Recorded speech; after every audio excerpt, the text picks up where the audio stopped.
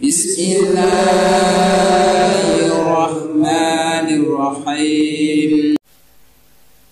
Assalamualaikum warahmatullahi wabarakatuh. Bismillahirrahmanirrahim. Innal hamdalillah nahmaduhu wa nasta'inuhu wa nastaghfiruh wa na'udzu billahi min shururi anfusina wa min sayyiati a'malina. Man yahdihillahu fala mudilla lahu wa man yudlilhu fala hadiya lahu.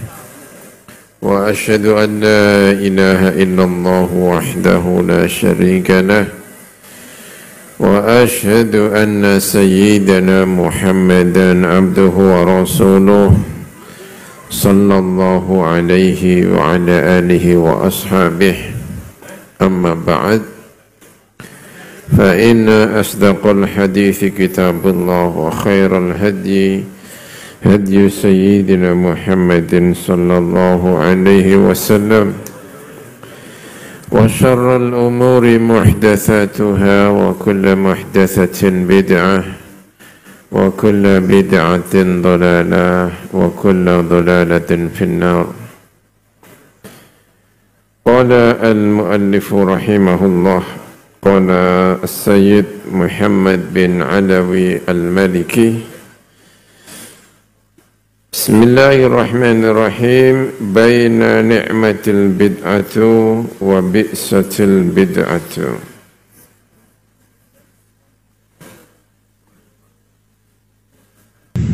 Baina ni'matil bid'atu wa bi'satil bid'atu.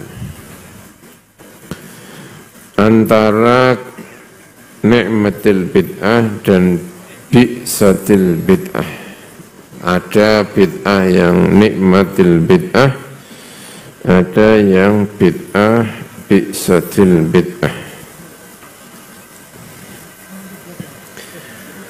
Wa inna minal ad'iya'i ulaika alladhina yansibuna anfusahum ila salafis salih. Ini yang meresahkan itu yaitu orang-orang yang mengaku tasawuf tapi perilakunya tidak menunjukkan tasawuf yang baik, maksudnya ya, perilakunya itu tidak menunjukkan tasawuf yang baik, mengaku-ngaku tasawuf, itu kelompok yang tidak baik. Nah, yang ini juga sama. Sayyid Muhammad menyebutkan yang sebaliknya. Di antara orang yang suka mengaku-ngaku adalah mereka yang menisbatkan dirinya kepada salafus soleh, mengaku-ngaku pengikut salafus soleh. Faqamu yad'una ila salafiyah fi hamajiyatin jahla. Mereka mengajak kembali kepada salafiyah, orang-orang kuno salaf, dengan cara-cara yang hamajiyah, keras tapi kerasnya itu tidak punya ilmu, ya, jahla. Wa asabiyatin amya, fanatik buta. Wa bi'uqulin aqimatin, dengan akal yang tidak produktif. Akalnya ini menghambat terhadap produktivitas umat Islam. Wa afhamin saqimah, dengan pemahaman-pemahaman yang saqimah, ya, penyakitan ini. Wa sudurin dayyiqatin tuharibu kulla jadidin wa tunkiru kulla mukhtaru'in mufidin. dengan hati atau dada yang sempit, tidak dengan hati yang luas, tapi dengan hati dada yang sempit, memerangi setiap hal yang baru, mengingkari setiap penemuan-penemuan yang berfaedah, bid'wa annahu bid'atun, dengan dakwaan bahwa ini semuanya adalah bid'ah, wa anna kulla bid'atin dhalalah, dan setiap bid'ah itu dhalalah, dunat tafriq baina anwa'il bid'ah, tanpa membedakan berbagai macam bid'ah. Ya kita tahulah ini ya, yang dimaksud Sayyid Muhammad kira-kira siapa ini, yang setiap ada yang baru langsung dituduh dengan bid'ah. Ya seperti pertemuan ini, saya kira ini juga masuk bid'ah ini ya.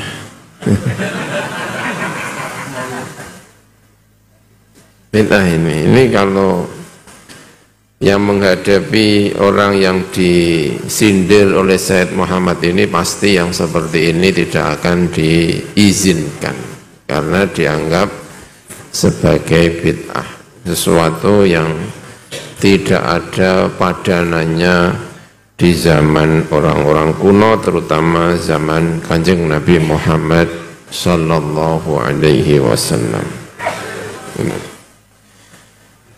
Ma anna ruha syariah al-islamiyah tujibu alaina an numayyiza baina anwa'il bid'ah wa an naqula inna minha al-bid'ata al-hasanah wa minha al-bid'ata as-sayyi'ata. Sementara spirit syariat itu mengharuskan kita untuk membedakan berbagai macam bid'ah, karena tidak semua hal yang baru itu jelek. Karena itu harus dibedakan mana yang baik dan mana yang tidak baik. Wa hadza ma yaqtadihi al-aqlu an-nayyiru wan-nadharu ats-tsaqib.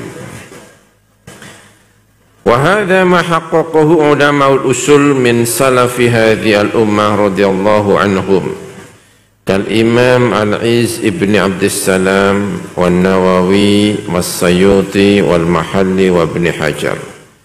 Ulama-ulama yang disebut oleh Sayyid Muhammad ini ya, orang-orang top, orang-orang penting di dalam tradisi keilmuan Islam.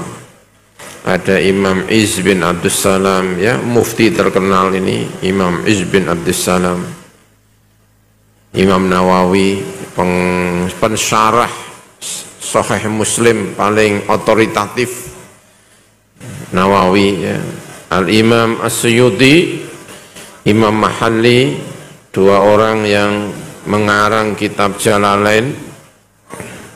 Ibnu Hajar, orang belakangan, muridnya ini ya, Ibnu Hajar ini mungkin maksudnya Ibnu Hajar Al-Asqalani atau Ibnu Hajar Al-Haytami. Dua-duanya orang-orang yang hebat, baik Ibnu Hajar Al-Asqalani maupun Ibnu Hajar Al-Haytami. Di tengah-tengahnya itu ada Syekh Zakaria Al-Ansari. Syekh Zakaria Al-Ansari itu gurunya Ibnu Hajar, muridnya juga Ibnu Hajar. Gurunya Ibnu Hajar Al-Asqalani, muridnya Ibnu Hajar Al-Haytami. Sampai siapa? Zakaria Al-Ansari itu ngersulo. Gara-gara murid saya terkenal dan gara-gara guru saya terkenal, saya ini walaupun ngalim nggak patek kanggo ini. Kata siapa? Syekh Zakaria Al-Ansari. Karena gurunya pinter, muridnya pinter, sama-sama pinter, namanya sama-sama Ibnu Hajar. Nah, imam-imam besar yang disebut ini sepakat untuk membagi hal yang baru itu ada yang baik, dan ada yang tidak baik. Wal ahaditsu an-nabawiyyatu yufassiru ba'daha ba'dha wa yukammilu ba'daha ba'dhan wa la budda min an-nadhari ilaiha nadratan wahidah mutakamilah wa la budda min tafsiriha bi ruhi syari'ah wa mafhumiha al-muttafaq alaihi bain ahli an-nadhar. Di ulama-ulama itu sepakat kalau ada hadis itu macam-macam, ada hadis 1, 2, 3, 4 dan seterusnya, itu harus diletakkan dalam satu meja, lalu dipandang bersama-sama, satu dengan yang lainnya menyempurnakan, satu dan yang lainnya mengikat antara satu dengan yang lainnya, yang satu tidak boleh dipahami, dilepaskan dari hadis yang lain. Sangat berbahaya memahami hadis satu tidak diikuti dengan pemahaman terhadap hadis-hadis yang lain. Karena itulah mewanti-wanti orang baru tahu hadis satu sudah fatwa kesana kemari, itu membahayakan. Karena hadis itu disampaikan oleh Kanjeng Nabi dalam berbagai tempat, dalam berbagai kesempatan. Yang satu menjelaskan terhadap hadis yang lain, Al-Quran menjelaskan ayat-ayatnya, menjelaskan yang lain. Walidha najidu kafiran minal ahadits syarifah tahtaju fi tafsiriha ila aqlin aqilin wa fikrin thaqibin wa fahmin laiqin wa qalbin dhaiqin yastamidu min bahri syari'atil gharra wa yura'i ahwalal ummah wa hajataha wa yusariha fi hududil qawaidis syar'iyyah wa nususil qur'aniyah wa nabawiyah allati la yajuzul khuruju anha. Ya, karena itu kalau kita menghadapi berbagai hadis yang dilakukan satu, yang membaca itu akalnya harus jelas. Jadi kalau kita punya hadis ada 4, ada 5 hadis saling terikat, yang dibutuhkan pertama adalah akalnya ini harus akal yang baik, akal yang cerdas, akal yang selama ini belajar tidak hanya 1, 2 hadis, tetapi belajar terhadap spirit syariat secara umum. Itu yang pertama. Yang kedua, yura'i ahwalal ummah.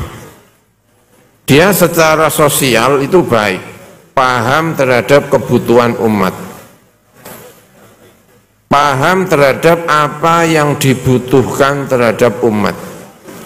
Umat di eranya zaman Kanjeng Nabi tentu berbeda dengan umat abad keberapa ini? Abad 21 ya.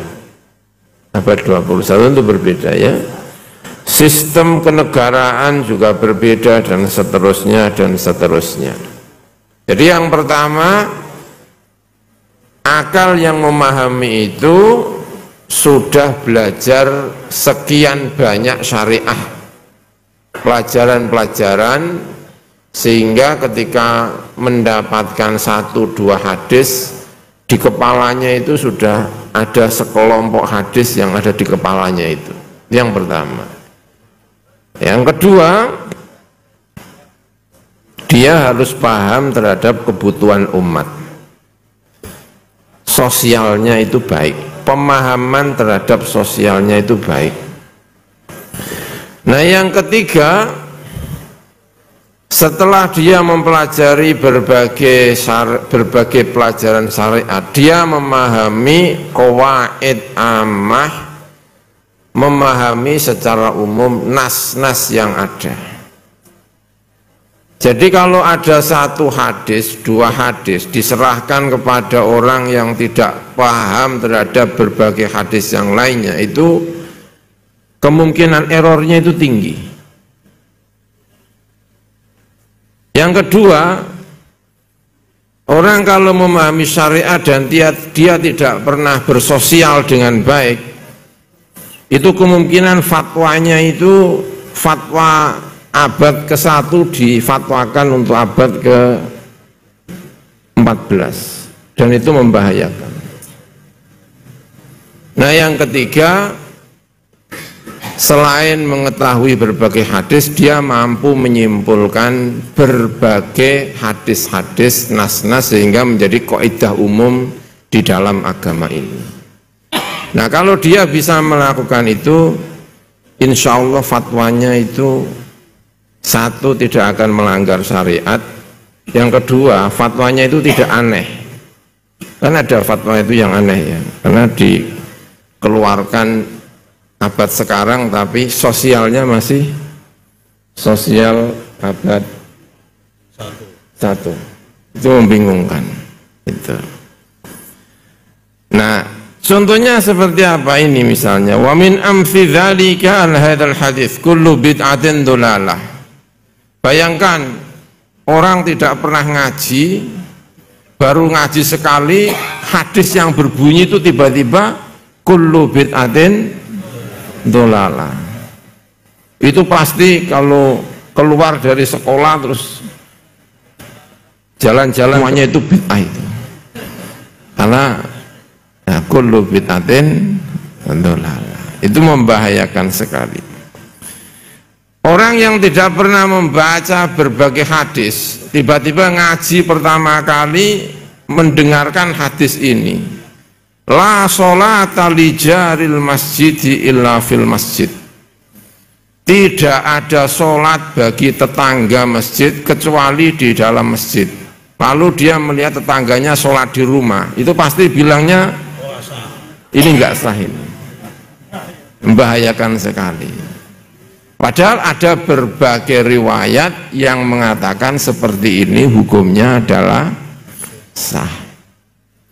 Makanya hadis 1 kalau mau membaca dengan baik, kepalanya itu sudah ada beberapa hadis itu. Yaitu, kalau saya misalnya tidak paham undang-undang, tiba-tiba membaca satu undang-undang sedikit tanpa melihat undang-undang yang lainnya, ya sama juga, itu mungkin bisa tersesat di jalan mungkin. Ya kira-kira sama lah itu. Ya. Nah, jadi ada beberapa contohnya lagi. La sholata bihadrati ta'ami. Ini kalau dibaca begitu saja, sholatnya banyak yang enggak sah. Kenapa? Karena ketika sholat itu sampingnya ada makanannya. La sholata bihadrati ta'ami. Enggak sah. Padahal maksudnya bukan begitu. La yu'minu ahaduhum hatta yuhibba li akhihi ma yuhibbu li nafsihi. Itu juga artinya adalah imannya tidak sempurna sampai dia mampu menyenangi apa yang terjadi dirinya juga terjadi untuk orang lain. Ini juga kalau dipahami secara salah juga repot, karena itu artinya juga berarti apa yang saya senangi orang lain harus senang, kan repot itu. Saya senang istrinya 2, berarti orang lain harus istrinya 2, kan repot. Padahal orang kan punya jatah sendiri-sendiri.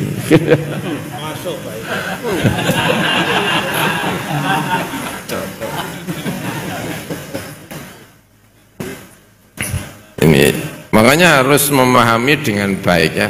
Paham secara syariat itu juga perlu, paham secara sosial itu juga diperlukan. Itu. Kita menghargai para wali songo itu diantaranya karena secara agama wali songo itu baik dan secara sosial memahami apa yang dibutuhkan oleh negeri ini dengan baik. Dan ada sejumlah hadis yang disampaikan oleh Sayyid Muhammad ini ya, seperti la yadkhulul jannata qattatun, tidak akan masuk surga orang yang suka menfitnah, Wah, ini bahaya ini ya. Ini kalau dipahami apa adanya lalu menghukumi kafir misalnya, tukang fitnah itu tidak akan bisa masuk surga. Wah. Itu maksud maknanya apa kira-kira ya? Oh, maknanya mungkin kalau di sini ya itu tidak masuk bersama orang-orang yang masuk di gelombang-gelombang pertama. Orang yang suka fitnah itu ya mungkin masuk surga, tapi gelombangnya itu gelombang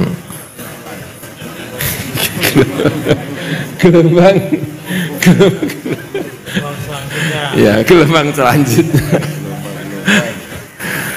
Tapi itu pemahamannya harusnya begitu. Tapi kalau dipahami secara apa adanya terus kemudian tidak memahami menggunakan hadis-hadis yang lain, bisa-bisa dia memaknai langsung dia itu diklaim itu penduduk neraka abadi itu. Yang menakutkan. Wala yadkhulul jannata qati'u rahimin wa aqun liwalidayhi. Orang yang durhaka kepada orang tuanya, orang yang memutus tali silaturrahmi.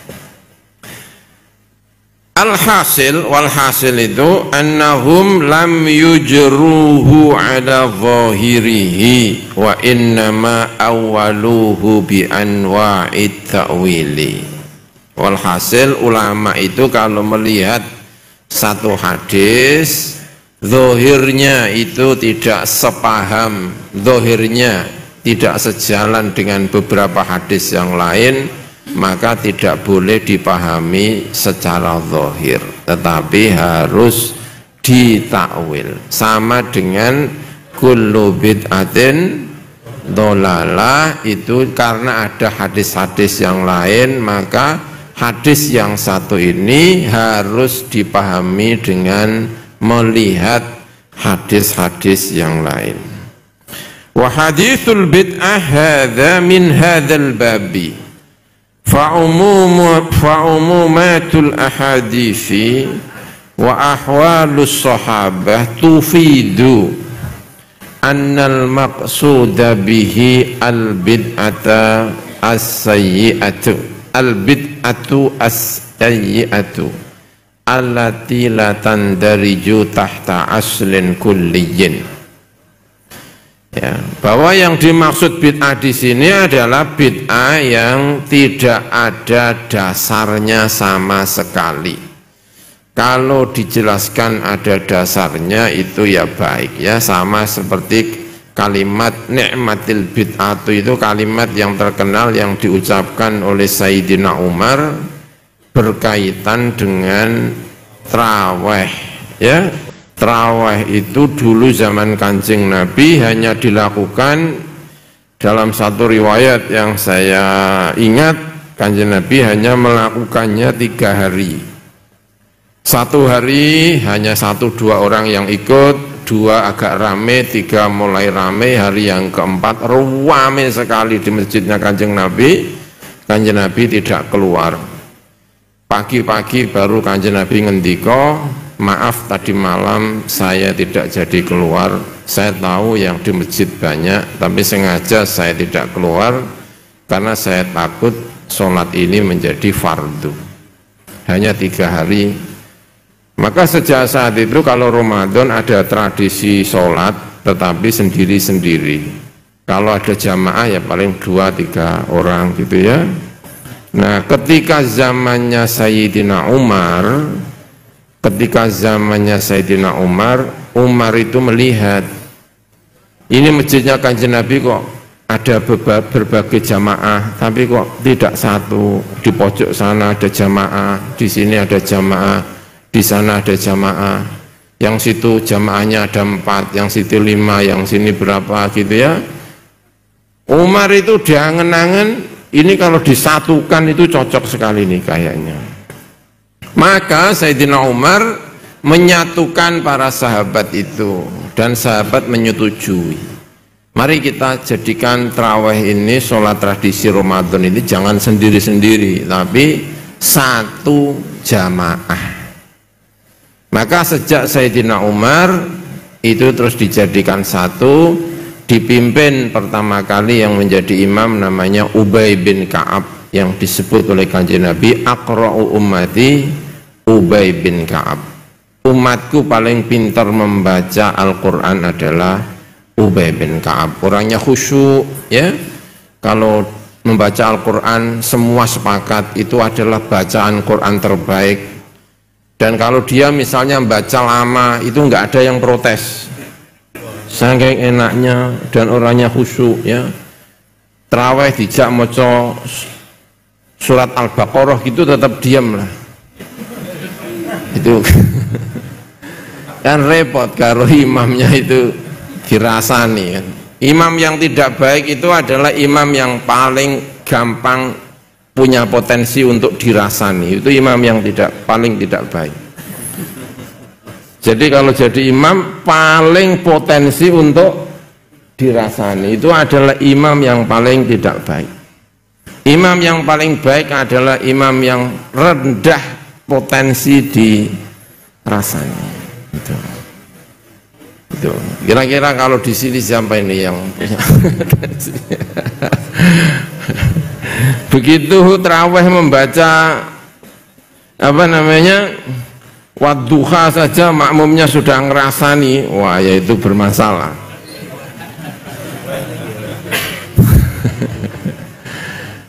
Nah, ketika Sayyidina Umar menjadikan satu, itulah kalimat itu keluar pertama kali oleh Sayyidina Umar. Beliau mengatakan ni'matil bid'atu hadhihi, nikmat terbaik itu adalah ini. Ya berarti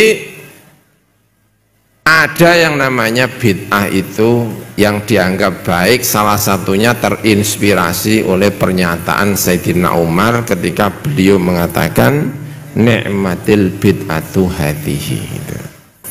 Wa fil hadithi man sanna sunnatan hasanatan kana lahu ajruha wa ajru man amila biha ila yaumil qiyamah.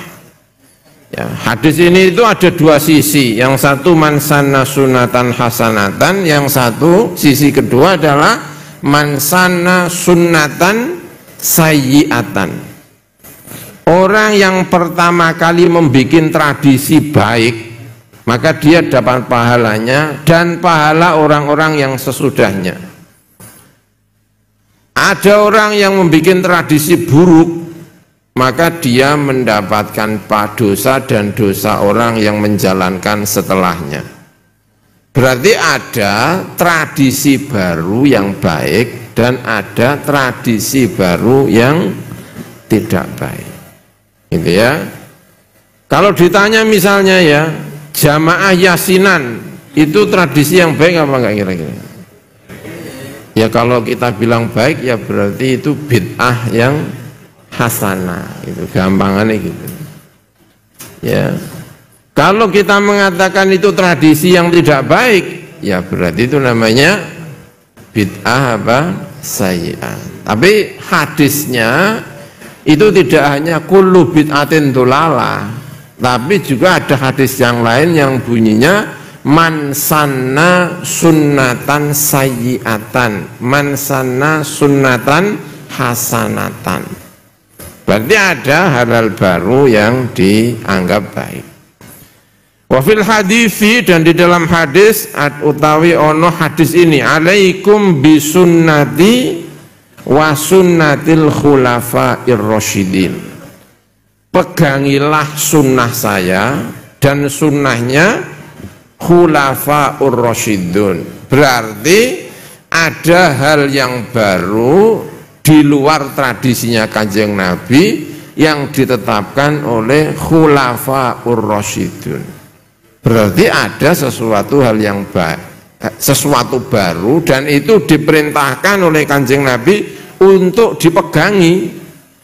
Berarti dalam nas-nas Kanjeng Nabi itu juga begitu. Ada yang memerintahkan untuk menjauhi dan ada yang memerintahkan untuk menggunakannya. Wa yaqulu Umar radhiyallahu anhu fi salati tarawih, ni'matil bid'atu hadhihi. Yang tadi itu salat tarawih Kita sholat tarawih sampai sekarang itu, siapa pertama kali yang mentradisikan? Sayyidina Umar. Kumpul jadi satu, lalu tarawih bareng-bareng, ya. Umar waktu itu terakhir kalau tidak salah menjalankannya 23 tarawih dan 3 apa? Witir, ya. Umar itu. Makanya Madzhabul Arba'ah banyak menggunakan pendapatnya Umar ini. Banyak yang 23 atau 20 dan 3 witir, ya. Tafriqun daruriyun bainal bid'ati syar'iyyati wal lughawiyyati. Perbedaan yang darurat itu enggak boleh ditinggalkan. Bainal bid'ati syar'iyyati wal lughawiyyati, antara bid'ah yang syar'iyyah dan bid'ah yang lughawiyah. Yantaqidu ba'duhum taqsimal bid'ati ila hasanatin wa sayyi'atin wa yunkiru ala man yaqulu dhalika ashaddal inkari bal wa minhum man yarmihi bil fisqi wad dhalali wa dhalika li mukhalafati sarihi qawlir rasul sallallahu alaihi wasallam kullu bid'atin dhalalah.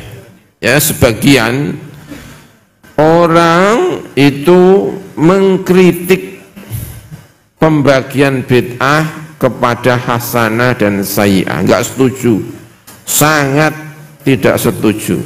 Ya udah kelihatan lah, ini kira-kira orangnya siapa, yaitu yang tadi yang disebut dengan yang mengaku-ngaku pengikut salafus saleh.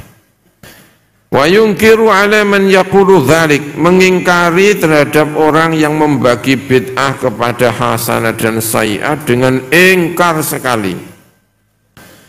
Sebagian di antara yang tidak setuju ini man yarmihi bil fisqi, orang yang melemparkan, menuduh orang yang membagi bid'ah hasanah dan bid'ah itu sebagai orang fasik, orang yang sesat. Kenapa dianggap sesat oleh orang-orang ini? Li mukhalafati sharihi qaulir rasul, karena jelas-jelas menentang atau berbeda dengan pangendikane Kanjeng Rasul, yaitu kullu bid'atin dhalalah. Kanjeng Nabi mengatakan semua bid'ah itu dhalalah, tapi orang ini kok malah dibagi, ada bid'ah yang baik dan ada bid'ah yang tidak baik. Wa hadzal lafdhu sharihun fil umumi wa sharihun fi wasfil bid'ati bid-dhalalah. Lafaz dari Kanjeng Nabi ini sangat jelas, umum sekali. Pokoknya semua bid'ah itu adalah dhalalah. Dan semua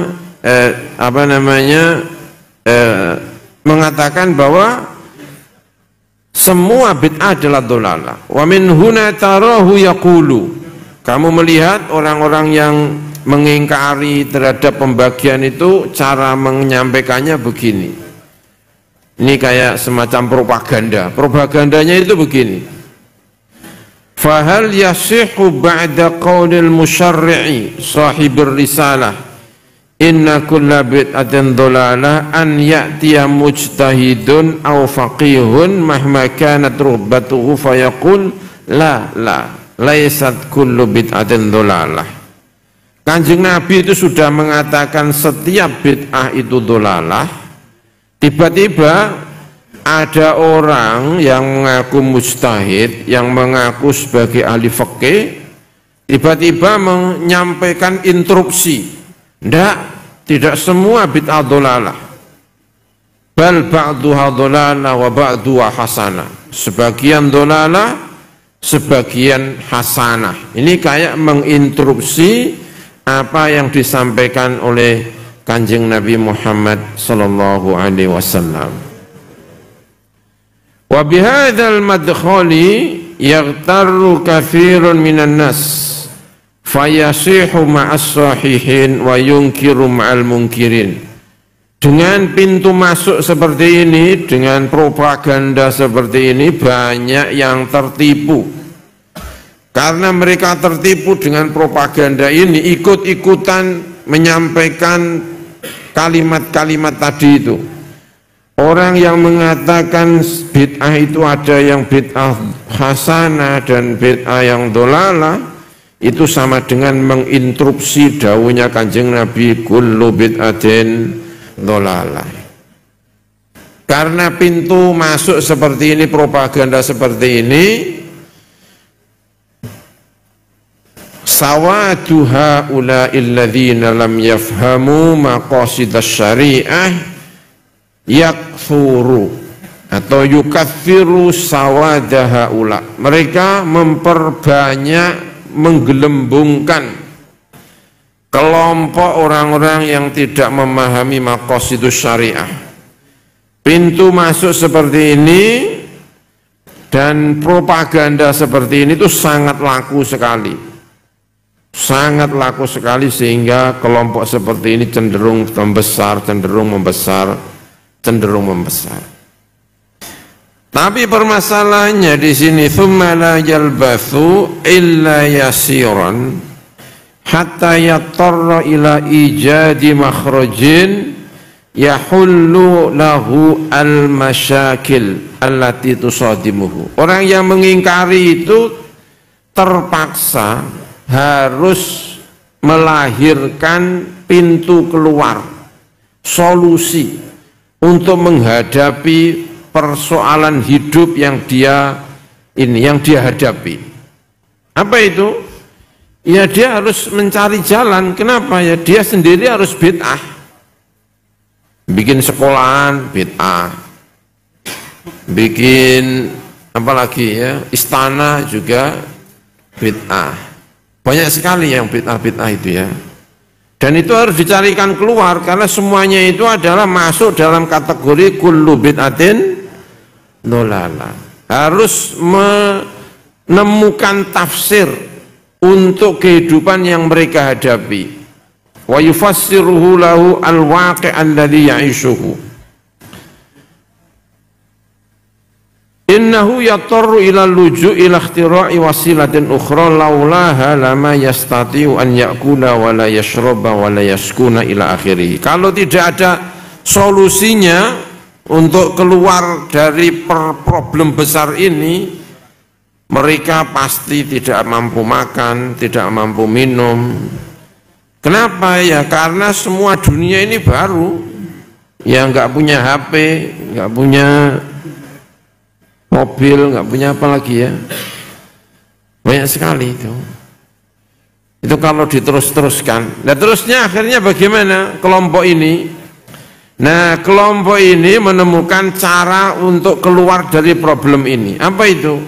Wa hadhil wasilah ya an yaqula bil lafdhis sharih innal bid'ata tanqasimu ila bid'atin diniyatin wa dunyawiyatin.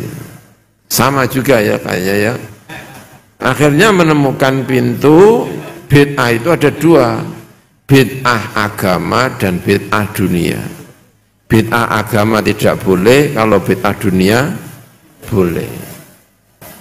Tapi yang seperti ini juga merepotkan. Kenapa kok merepotkan? Karena tidak semua bid'ah dunia itu boleh. Banyak bid'ah dunia itu yang enggak boleh.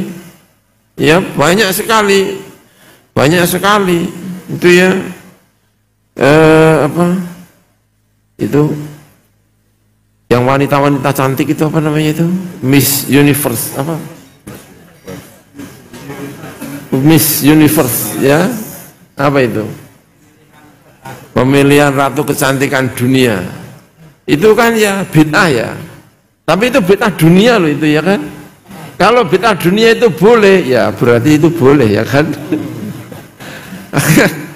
Masalahnya itu tidak semua bid'ah yang seperti ini itu diperbolehkan. Tapi itu perlu disampaikan gitu. Untuk keluar dari kehidupan yang rumit itu, orang-orang yang disebut salafi tadi itu menyebut bid'ah itu ada dua.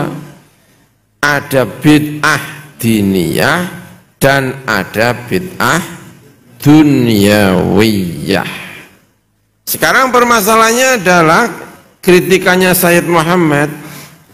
Walau salamna, yang pertama itu ya subhanallah, laqad ajaza hadzal mutala'ibu li nafsi an yakhtari'a hadzal taqsim. Pembagian seperti ini dari mana datangnya? Pembagian seperti ini itu juga bid'ah namanya ya. Dulu nggak ada yang bid'ah kayak gini itu. Walau salamna anna hadzal ma'na kana mawjudan mundu ahdin nubuwah lakin hadhi tasmiyatu diniyah wa dunyawiyah lam takun mawjudatan qat'an fiha ahdi tasyri' an-nabawi.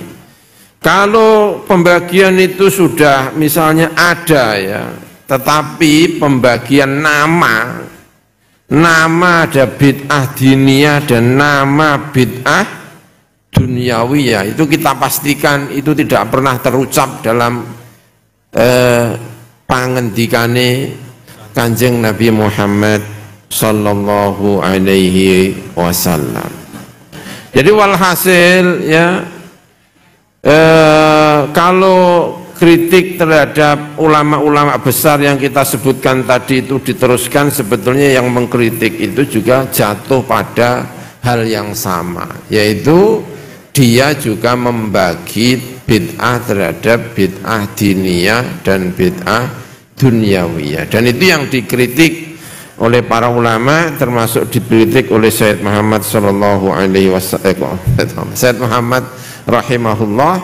Dan kritiknya itu, jika salah satu kritikannya perbandingan, perbedaan ya, antara pembagiannya ulama-ulama kuno dengan ulama-ulama yang baru tadi itu, menurut Sayyid Muhammad lebih pantas, lebih pas pembagian ulama-ulama kuno. Karena kalau ulama-ulama yang tadi itu, yang suka mengkritik-kritik tadi, lalu membagi diniyah dengan apa? Dunyawiyah, dengan mengatakan yang diniyah itu boleh, sementara diniyah tidak boleh, tapi dunyawiyah boleh. Itu kelemahannya adalah tidak semua bid'ah dunyawiyah itu hukumnya adalah boleh. Banyak bid'ah dunyawiyah itu yang tidak boleh. Nah, sementara pembagian ulama-ulama yang lama itu menurut Sayyid Muhammad itu sudah pas. Bid'ah itu ada bid'ah hasanah dan ada bid'ah yang sayyi'ah. Bid'ah di sini maksudnya adalah bid'ah yang dimaksudkan secara bahasa secara umum. Pokoknya setiap ada sesuatu yang baru pasti ada yang baik, ada yang tidak baik. Ya kita teliti, berarti kalau ada sesuatu yang baru kita lihat isinya. Isinya itu kalau kira-kira baik ya berarti apa? Baik. Kalau isinya itu tidak baik berarti itu tidak baik. Ya, kumpul-kumpul seperti ini, majelis-majelis dan lainnya yang dulu tidak pernah ada madrasah, ada apalagi ya, jamaah haji, ada KBIH, itu semuanya bid'ah itu ya. Maka yang terpenting intinya itu adalah mari kita lihat setiap ada sesuatu yang baru jangan langsung dicap baik atau tidak buruk, tapi kita teliti dalamnya isinya apa. Jika isinya baik kita bolehkan, tapi jika isinya itu tidak baik maka tidak kita lakukan. Itu barangkali yang saged kula sampaikan wonten ing kesempatan menika. Katen, terima kasih. Wallahul muwaffiq ila aqwamit thoriq. Wassalamualaikum warahmatullahi wabarakatuh.